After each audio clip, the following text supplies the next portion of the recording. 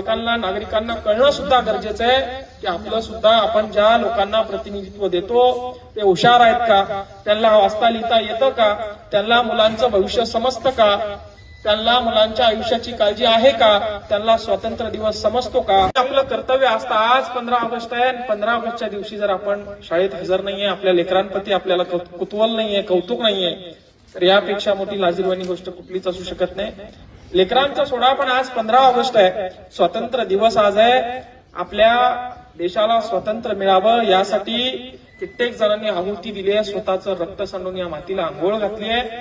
त्या दिनाची आपल्या चेअरमनला, आपल्या तंटामुक्तींना, आपल्या शालेय समितीच्या सदस्यांना, आपल्या सोसायटी सदस्यांना, आपल्या ग्रामपंचायत सदस्यांना किंमत नसेल, यापेक्षा मोठी लाजिरवाणी गोष्ट कुठलीच नाही. नागरिकांना तर मी म्हणणार नाही, कारण त्यांनी निवडून दिले, प्रतिनिधित्व आपल्याला दिले, आणि ही गोष्ट मी आपल्याला यासाठी आज या स्वातंत्र्य दिनाच्या दिवशी, आनंदाच्या दिवशी सांगतोय. आपल्याला या गोष्टीची जाणीव असायला हवी. काहीतरी करण्याची इच्छा आहे, ज्यांना शाळेविषयी आवड आहे, गावाविषयी आवड आहे, अशा माणसांना जरी ते विरोधक असले काका, तरी त्यांना आपण पुढे आणायला पाहिजे, त्यांना भविष्यात आपण सपोर्ट करायला पाहिजे. कारण एका हाताने विकास होऊ शकत नाही, एका हाताने बदल होऊ शकत नाही.